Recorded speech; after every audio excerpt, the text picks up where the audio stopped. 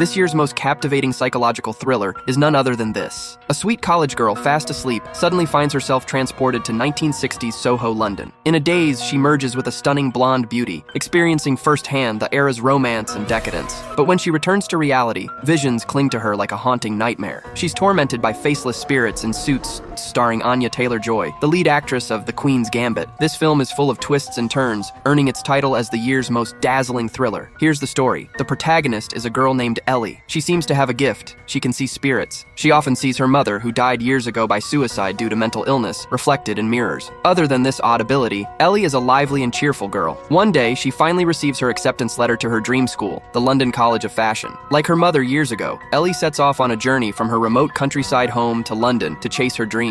But the big city isn't as magical as Ellie imagined. The seemingly friendly taxi driver turns out to be a creep, and he starts harassing her just a few minutes into their conversation. Yeah, but you could be a model, couldn't you? You got the legs for it.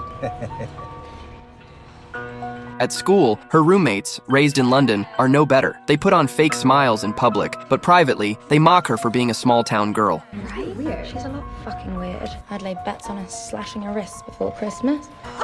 Ellie feels hurt, but pretends not to care, returning to her dorm to sleep it off. That night, though, her roommate brings a guy back to the dorm. Feeling awkward and helpless, Ellie heads to the common area. But even there, the place has turned into an impromptu party. Exhausted, she wraps herself in a blanket and curls up in a corner to sleep. She almost misses her first class the next day. The semester has barely begun, and Ellie already feels overwhelmed. Desperate for a solution, she starts searching for an apartment near campus so she can move out and live alone. She finds a place rented by an eccentric old landlady. The rules are strict. No smoking, no laundry at night, no men allowed after 8 p.m. The decor hasn't been updated in decades, which would normally deter most young people. But for Ellie, it perfectly matches her love for all things vintage. That very night, Ellie moves in. The massive neon sign outside her window flashes endlessly. She touches the old furniture, plays music from the 60s, and feels completely at home. Lying in bed, unable to sleep, Ellie pulls back the sheets. The room begins to stretch. She walks down a narrow alley and suddenly finds herself in 1960s London. She walks straight into a nightclub, and soon,